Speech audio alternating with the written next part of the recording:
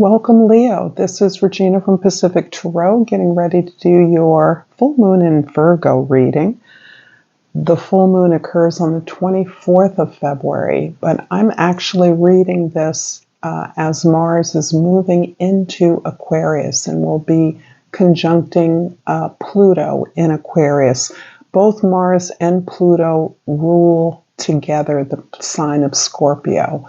So that may be significant to some of you. However, this is a powerhouse of energy that inspires all of us intent on changing the things in our world or the world that we want to see change. It's a powerful elixir for healing and fixing, repairing, making better, reconnecting our personal power and energy to a place of authenticity, a place of service, and that creates an incredible power.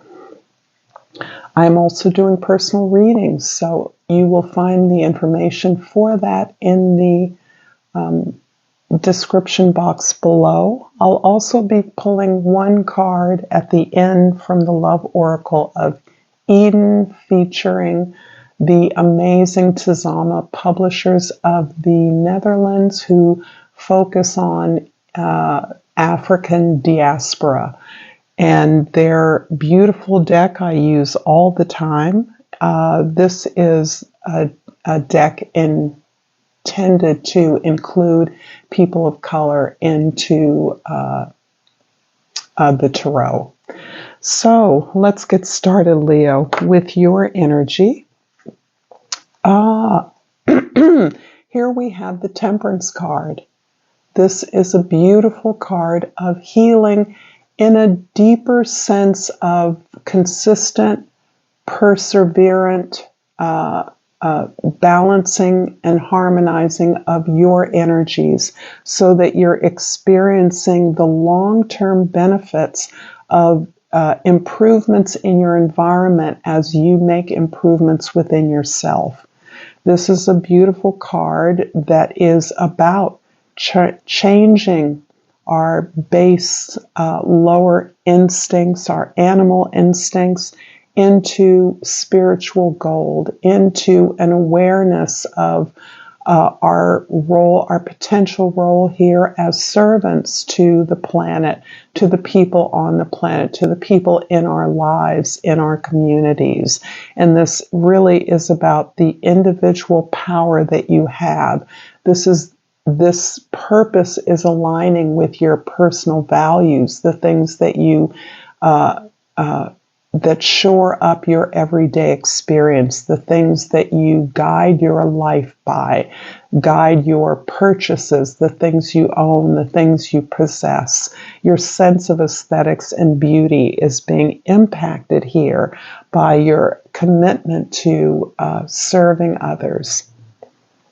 In the present, we have the Lovers, in the past, the Servant of Cups, and in the future, the Ten of Staffs. You have really gained a lot of experience and have learned to discriminate between the variety of options available to you. And something tells me that you have many, many choices in your world in terms of relationships and opportunities. And you have recently opened up your heart to a new sense of your own creative power, your own imaginative gifts, your own ability to dream and to see yourself, envision yourself pursuing and having the things that you want. This feels like a newer result of this sense of having experienced a few different paths in which you did not perhaps make the best choice for you, or you made a best choice based on the time, but you've learned something about yourself from the choices you've made previously so that you now make your choices based on what it is that you know is establishes permanent value to your life, long-term benefits to yourself, your loved ones, to the pursuit of your goals. And this is a newer level of maturity for you, an understanding of who you are and what it is you actually want in the world for yourself. In the past or in the future, you are, as a result of this revelation, as a result of this openness to a new level of self-love, you are releasing a lot of former obligations to others based on their expectation of what you should do. And this, again, is a theme, Leo, you've been experiencing. Fulfilling what others believed was the best option for you, or what you could or should be, based on perhaps something superficial, perhaps something that wasn't important to you, as it turns out.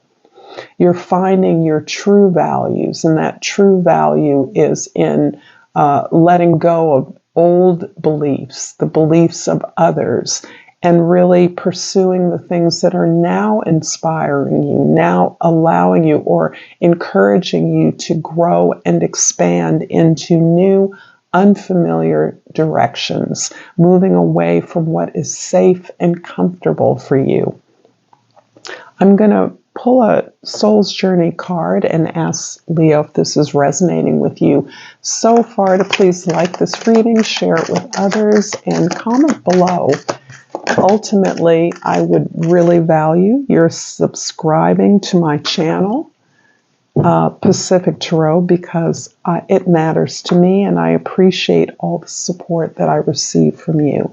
And I pull the Indecision card. I use my intuition in all aspects of life. And this is really bearing on a choice I feel is eminent for you at this time, something that you're eager to move in a new direction, but you want to be sure it's the right one for you. And I sense that you're trying not to be selfish or appear selfish. And I pulled here the lemur card, and the plant associated with the lemur is the acacia. And the key word for that is friendship. Tap into your charming and cunning nature. Set out on an adventure that stimulates your senses. This is definitely giving you some indication as to where you can fulfill your sense of joy, pleasure, expansion, growth, imagination, creativity. So that may have some bearing on the choice that you make. In the present, the Lover's card is clarified by the Two of Wands and the Temperance card again. So the Temperance card here is really critical to this sense. It also reflects the energy of the Lovers, of balancing, recognizing the ways that you make improvements within yourself and how they have immediate impact on your community or environment. That is beneficial. You are overall looking at something that you now feel you are in control of, that you can manage, that you know you're good at. You have an expertise or a skill that you know is established, but you're really anxious to grow that, to move into a new direction, to learn new things, and perhaps to move in a new direction where you are facing the world rather than staying comfortable in the place where you've been. This is you planning that move. This is you being courageous, if not a little shy about where you could possibly go. My sense is that you are so established in some way in your current lifestyle that the possibility that moving out, and when I say moving out, I mean moving into a new direction, perhaps away from what's familiar, requires consideration of others in your life who would be necessarily impacted in some way or another, or you would need to include on these plans moving forward. And that is really part of the joy and pleasure in this potential new direction that you're taking, because you've opened up your heart and recognized that anything you're doing for the right reason, i.e., pursuing your authentic development and expression of who you are, is going to have a positive impact on others in your life. In the past, the Servant of Cups is clarified by the Page of Wands and the Magician. Yes. So we have another page here, and the pages are all about the beginner mindset, opening up to new ways of being inspired, new ideas, new people, new cultures, new information, being excited about the different way that people do things in different places, perhaps part of a project that you're looking to launch and a new direction that you're pursuing. You've definitely come to a place of exercising your will.